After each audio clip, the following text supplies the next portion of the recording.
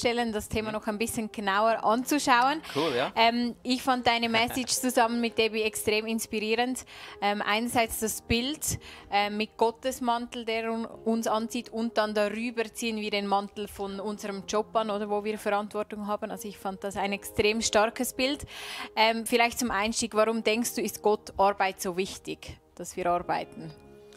Also eingangs habe ich darüber gesprochen, wie viel Zeit wir an der Arbeit verbringen. Das ist mir einfach nochmal neu bewusst geworden in dieser Vorbereitung drin.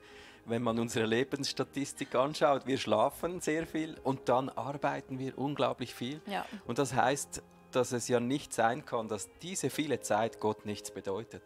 Und wir sind ja geschaffen in seinem Ebenbild. Das heißt, wir sind das einzige Geschöpf, das auch wieder geschöpft, sage ich jetzt mal, dass wieder Wertschöpfung aus dieser Schöpfung rausholen kann. Die Tiere und die Natur, die sind da zum Worshipen, das sind wir auch. Ja. Aber wir haben Wirkungskraft, genauso wie Gott. Und deshalb, glaube ich, ist es ein enorm wichtiger Bereich, den Gott uns anvertraut hat, dass wir bebauen und bewahren dürfen. Ja, du hast jetzt gerade gesagt, wir haben Wirkungskraft.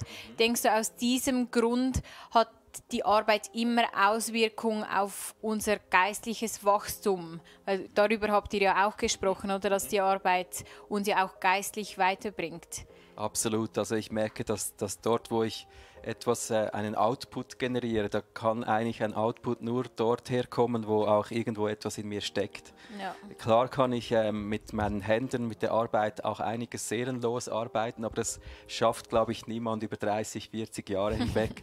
Und dann hat man oft mit Leuten zu tun, mit denen man herausgefordert ist oder an der Arbeit Probleme kommen. Oder in meinem Leben war es oft, dass meine Verantwortung gewachsen ist, oder? Über 20 Jahre, 24 Jahre, die ich im ICF bin.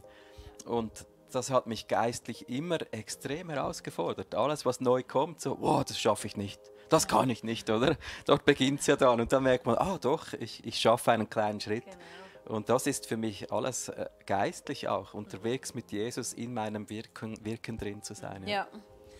Ja, wie ist denn das eben, wenn die Arbeit mühsam ist oder wenn es schwierig wird? Wie kann denn Arbeit Worship sein? Oder ja, genau. Wie kannst du darin aufblühen, wenn jetzt wirklich alles mühsam ist? Ja, ich glaube, das sind genau die Momente, wo wir mit Problemen so konfrontiert sind, dass wir vielleicht eben diese Worship-Haltung gar nicht mehr aus uns heraus hinkriegen. Genau. Und das ist auch gut. Also bei mir hat es auch oft Momente gegeben, wo ich gemerkt habe, da muss ich jetzt auch ehrlich werden und vielleicht kommunizieren, das entspricht mir so nicht. Oder auch Leute, die unterwegs in ihrem Alltag vielleicht mal einen Job gekündigt haben. Mutige Schritte zu tun und zu sagen, da werde ich nicht aufblühen, da komme ich nicht in das hinein, wie Gott mich eigentlich gedacht und gemacht hat. Aber der Alltag ist ja oft schon so, man kämpft sich durch. Es ist Kampf, es ist nicht gratis, oder? Also an der Arbeit arbeitet Gott an mir. Es ist Arbeit, ich chille mich nicht ins Bild von Jesus hinein, oder? Das stimmt.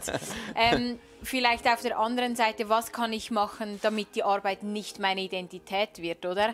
Also vielleicht liebst du deine Arbeit so fest und du blühst auf und du liebst die Verantwortung, die du hast. Da muss ich vielleicht aufpassen, dass es nicht meine Identität wird, oder? Wie kann ich mich da immer wieder prüfen?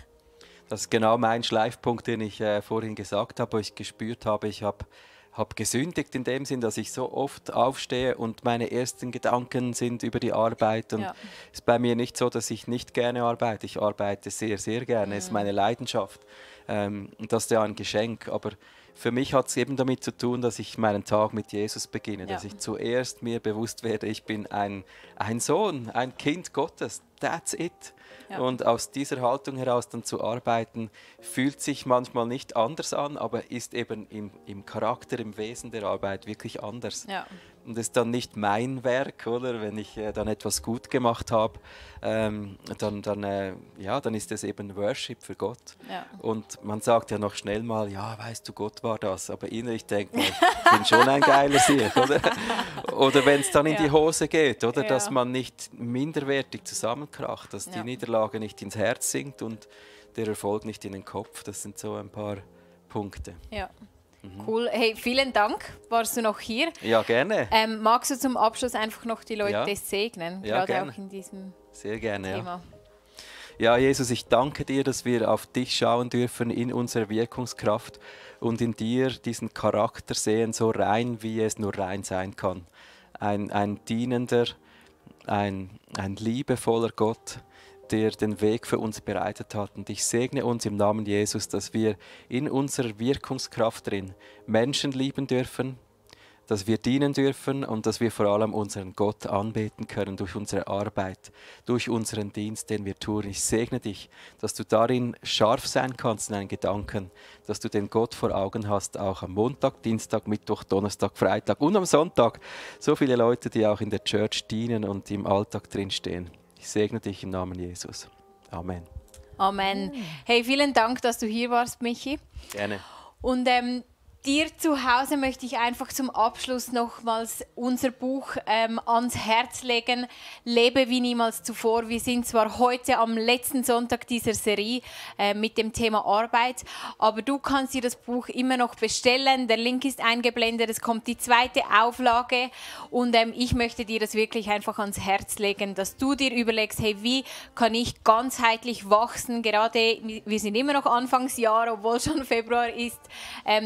Dass du dir das einfach bestellst, wenn du das noch nicht hast. Und ansonsten siehst du nochmals den Link eingeblendet, wenn du irgendwie mit uns in Kontakt treten möchtest, sei es eine Online-Small Group, du möchtest mitarbeiten, du hast allgemeine Fragen zu uns, dann melde dich doch unbedingt. Und dann wünschen wir dir hier vom Studio einen wunderschönen Sonntag und bis bald.